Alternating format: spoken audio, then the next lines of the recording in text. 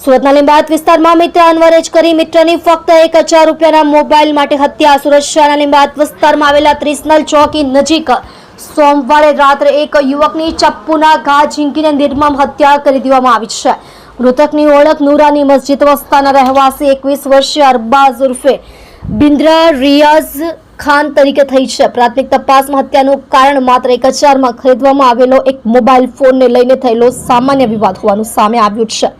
અનવર પાસેથી 1000માં એક mobile phone ખરીદ્યો હતો। પોલીસ તપાસમાં બહાર આવ્યું છે કે અરબાઝે આરોપી અનવર પાસેથી 1000માં એક મોબાઈલ ફોન ખરીદ્યો હતો। જો કે અરબાઝ બાદમાં મોબાઈલના બદલામાં અનવર પાસેથી વધુ પૈસાની માંગણી કરવામાં લાગ્યો, જેને લઈને બંને વચ્ચે બોલાચાલી થઈ હતી। આ વિવાદ એટલો ઉગ્ર બન્યો કે અનવરે પોતાના અન્ય 2 સાથીદારો સાથે મળી અરબાઝ પર ચપ્પુ વડે હુમલો કર્યો અને તેની હત્યા કરી નાખી।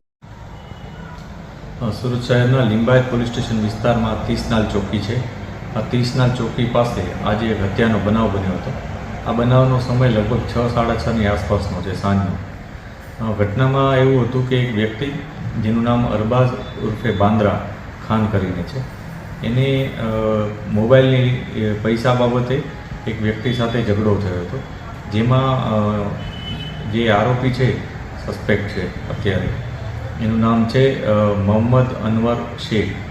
એ અને એના 2 પુત્રો આ બધાએ આવી અને ત્યાં એના સાથે મારામારી કરી અને એના ઉપર ચપ્પુ ઉલાવી દીધું હતું, જેને કારણે એનો જે ભોગ બનનાર છે એનું હોસ્પિટલમાં જતાં મૃત્યુ થયું હતું।